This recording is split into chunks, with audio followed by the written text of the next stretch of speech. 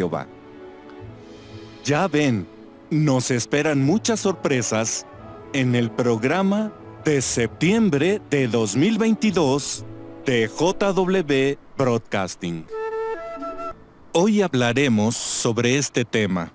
Las ovejas de Jehová rechazan la voz de los extraños. Esta parte está buenísima. Ya yo esta partecita la vi al principio. Después decidí que mejor iba a reaccionar.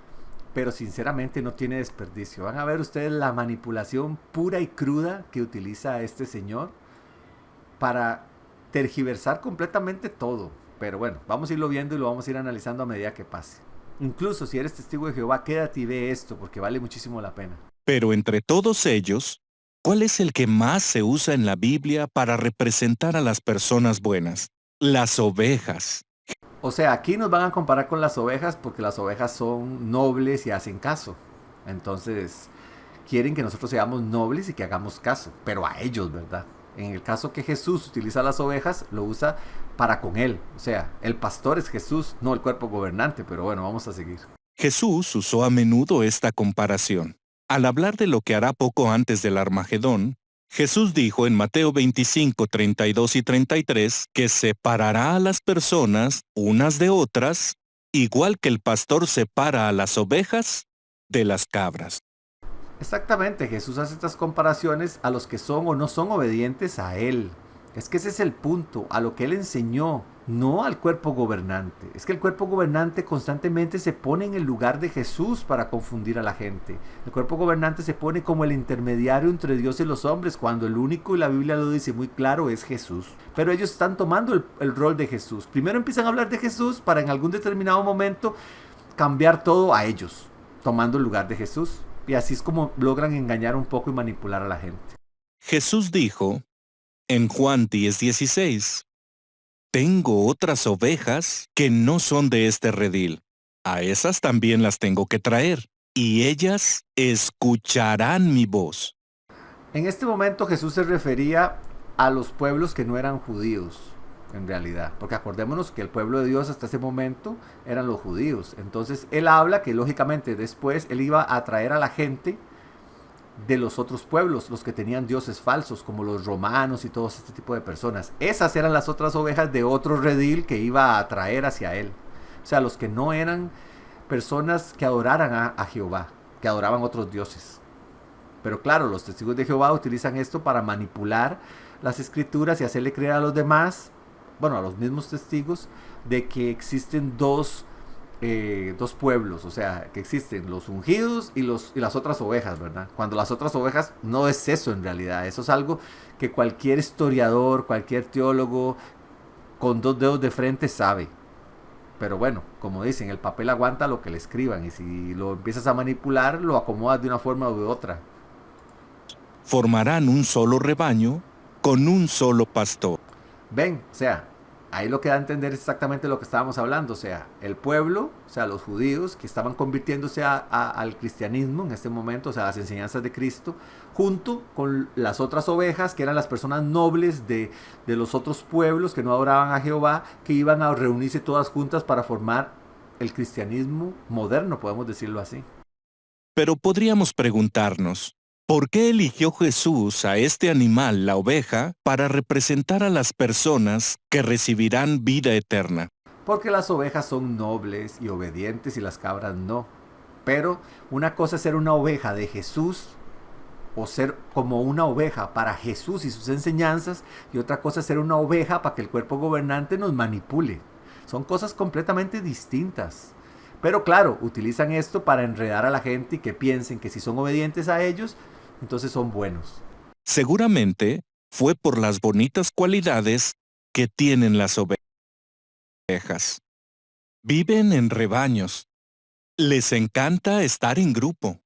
No les gusta estar sola. Esto lo están haciendo para que las personas piensen, no podemos estar aislados de la congregación y del pueblo de Jehová, porque hay que estar juntos. Este ejemplo no tiene nada que ver, podrías reunirte con un grupo de personas que cree lo mismo que ti, no tienes que estar solo realmente. Puedes enseñar a tu familia lo que aprendes, juntos pueden reunirse para aprender de la Biblia, compartírselo a otras personas, hacer buenas obras, ayudar al prójimo.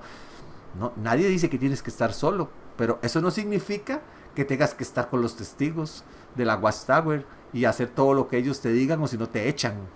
Por eso es que aíslan a las personas cuando las personas cometen alguna falta, para castigarlos. Y eso es bueno, porque si están solas y sin la protección de su pastor, están indefensas. Si un león o un oso se les acerca, lo único que pueden hacer es balar. ¡Bé!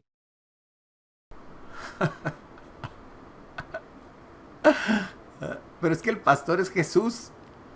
Es que todo esto no tiene ningún sentido porque no sirve para que la gente les haga caso. Bueno, sí, los testigos de la Watchtower lo van a hacer, pero es que en todo momento esta comparación, todos estos ejemplos, es para que las ovejas seamos nosotros y el pastor sea Jesús. No hay otro pastor. Adiós, ovejita. Otra bonita cualidad es que las ovejas tienden a ser pacíficas, inofensivas. Son muy diferentes a las cabras. Estas son solo dos cualidades que hacen que las ovejas sean un buen ejemplo para describir a las personas buenas. O sea, todo esto es para darle a entender a los pobres hermanitos que todavía están atrapados en la congregación, que tienen que hacer caso en todo, a ellos, ¿verdad? En ningún momento aquí nos vemos que él haga un énfasis en que el pastor es Jesús, en que solo Jesús es el único pastor, porque no le sirve, porque en algún momento va a tener que cambiar todo esto y llevarlo hacia ellos como los líderes o los pastores. Pero la cualidad en la que me gustaría que nos concentráramos ahora es la que se menciona en Juan capítulo 10, versículos 4 y 5. Después de sacar a todas sus ovejas, el pastor va delante de ellas. Las ovejas lo siguen porque conocen su voz. Nunca seguirán a un extraño, sino que huirán de él porque no conocen la voz de los extraños. Así que Exactamente, como somos ovejas de Cristo, tenemos que seguir solo la voz de Cristo, no la del cuerpo gobernante. Nuestro único pastor y la única voz que tenemos que reconocer es la de Cristo, sus enseñanzas y lo que Él nos dijo que hiciésemos. No el cuerpo gobernante, no el pastor de la iglesia. Ellos pueden ser ayudantes de Cristo si hacen las cosas bien, pero no son el pastor. Los ayudantes pueden ir y venir, pero los pastores o el pastor siempre será el mismo. O sea que nada de estos ejemplos que pusiste sirven para que la gente te haga caso a ti o a tus amigos del cuerpo gobernante. ¿cuál es la cualidad que nos interesa? La Las audiencia. ovejas escuchan la voz de su pastor, pero rechazan la Exacto. Seguimos la voz de Cristo y rechazamos la voz de los hombres. voz de los extraños. Hablando de esta cualidad de las ovejas, la atalaya del 1 de septiembre de 2004 dijo: Porque entiendan esto, queridos amigos y amigas. No me refiero aquí a que no podemos escuchar a ninguna persona, no, podemos escuchar a montones de personas, pero siempre teniendo presentes que Cristo es nuestro pastor. Y en el momento que esas personas que se hacen llamar ayudantes de Jesús y de Jehová, empiezan a enseñarnos cosas que van en contra de lo que Jesús enseñó, entonces automáticamente ya no tenemos que ni prestarle atención a esas personas. ¿Por qué? Porque nuestro pastor es Cristo. Entonces, en el momento que el cuerpo gobernante, que el pastor de la congregación, que el padre o el sacerdote de nuestra iglesia nos enseñan cosas que no están de acuerdo completamente con lo que Jesús nos enseñó y están tratando de manipularlas para que hagamos cosas que ellos quieren que hagamos, que creamos cosas que ellos quieren que creamos, entonces automáticamente ya no vamos a hacerle caso a esas personas ni a escucharlas, porque no tiene sentido, porque nuestro pastor es Jesús.